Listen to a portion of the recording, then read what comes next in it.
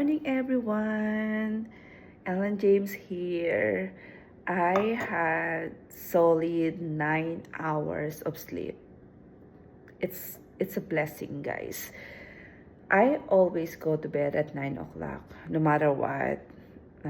Sometimes kapag Friday, Saturday, Sunday, medyo napapatagal mga 9:30, but I make sure that I go to bed the same time every day para hindi masira yung pattern ko sa pagtulog. The kids are on bed around 8:30 kasi may pasok sila. But ako, kasi I wake up early din naman. I wake up 5 o'clock every day.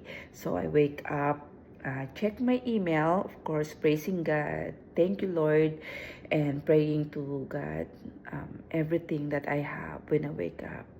Even though kahit natutulog nagigising ako.